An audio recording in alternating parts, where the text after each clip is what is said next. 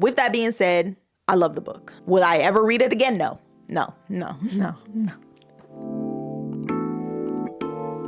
Hello everyone, welcome back to my channel, Dai's Paradise, or welcome if you are new. My name is Dai, and today we're going to be talking about Parable of the Sower by Octavia E.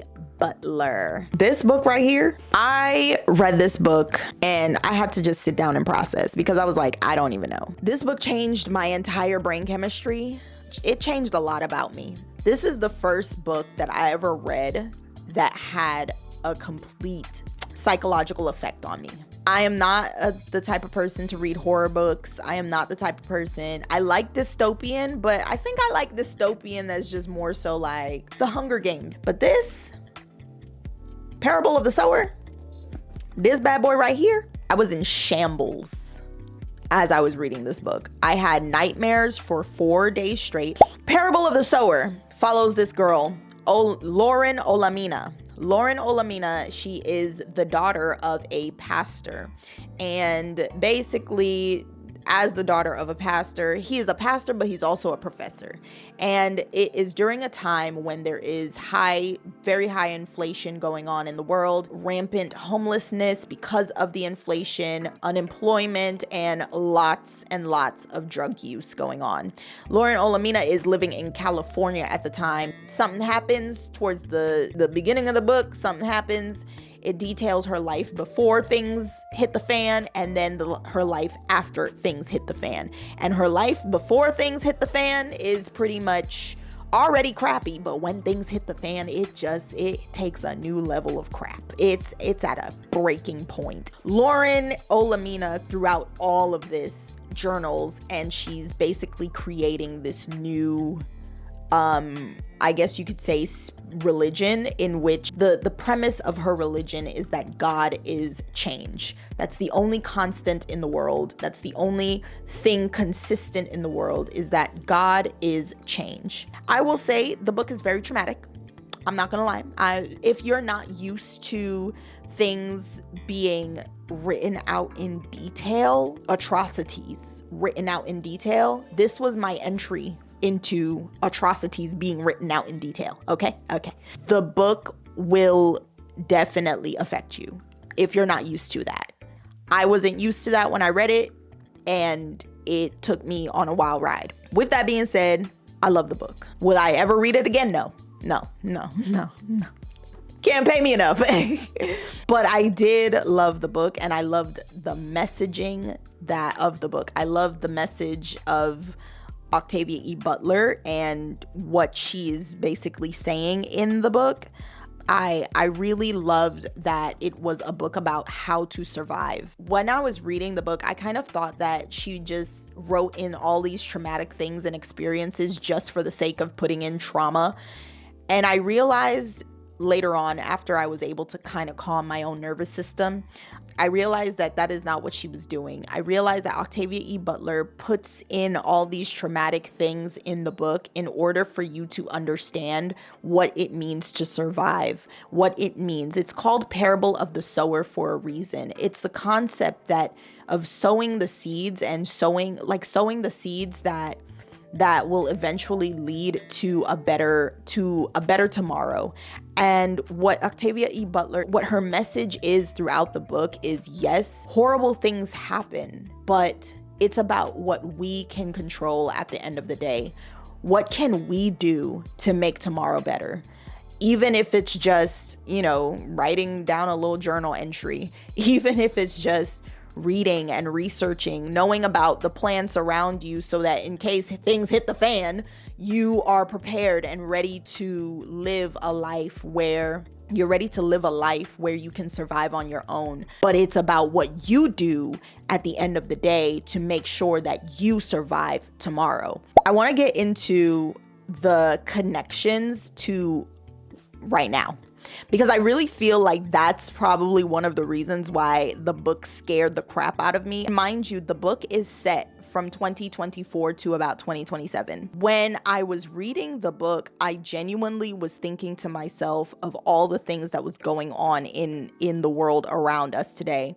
The fact that homelessness has been on the rise because of inflation. The fact that all of these, we are having so many problems within the United States, and it's all happening during the time that this book was set.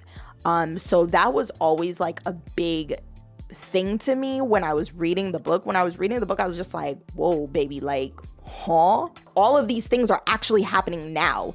Inflation, homelessness rising, drug use increasing all across the United States. So it felt very surreal, and that's probably another reason why it affected me so much. Octavia E. Butler understood very well how the cycles of humanity go. Like, you're always gonna have your ups and you're always gonna have your downs. Everything cycles through. It's just like the stock market, right? It's gonna be good, and then it's gonna crash, and then it's gonna be good again. And that's really what I feel like she was taking that into consideration as she was writing this. Like, it's going to turn bad again. But again, what are you going to do about it? What tools do you have right now that can help you prepare for the problems ahead? Because it's gonna get bad. It talked about climate change in the book. It talked about like so many different things. Illiteracy. That was a big thing in the book. The concept of illiteracy, the fact that there were so many people who couldn't read. Lauren Olamina herself, she could read, she could write, but the people around her, a lot of the kids around her, they couldn't read and write, and she was teaching them how to read. And it got to the point where the adults would look at her and say, like, can you teach me? And so illiteracy was a big thing in the book, because it's almost like Octavia E. Butler understood that when the government is trying to control, or even, I wouldn't even say the government, like it was more so like the corporations, it connected so much to what's happening nowadays. But it was almost like the corporations, yes, and how the corporations are keeping us, how the government and the corporations are kind of working together to make sure that basically are as illiterate as possible or as unconscious as possible, so that they are not able to fight back against the things that are going on. So the corporations definitely still had the power in this book. The government still existed. American government still existed as we kind of know it today. There was a president and everything, but it was just the fact of they did not care about the citizens and the people who were under them. They didn't care about the regular everyday citizens. They only cared about money. They only cared about getting people's labor. They would hire laborers to live wherever the corporations were, and you were basically working 24/7. On the outside of that, on the outside of those areas, the people who had money had gated communities. Even Lauren Olamina came from a gated community, but eventually the book really gets into the politics, the economics of such a society. What would have to happen in order to have a society such as that where it would be completely complete anarchy, essentially. But she didn't say it was like lawless or it was governmentless. The government just didn't care. I definitely suggest everyone try to read the book. If you can. I will say there's a lot of traumatic things, a lot of traumatic themes. I don't recommend reading if you're under 18. I mean, unless you just know you can handle it.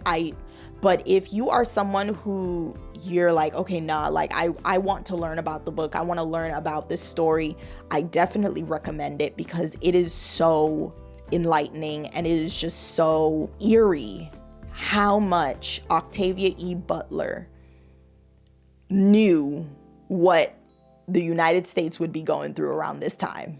Thank you so much for watching. If you enjoyed this video, don't forget to like, comment, and subscribe. And I will see y'all in the next one. Bye.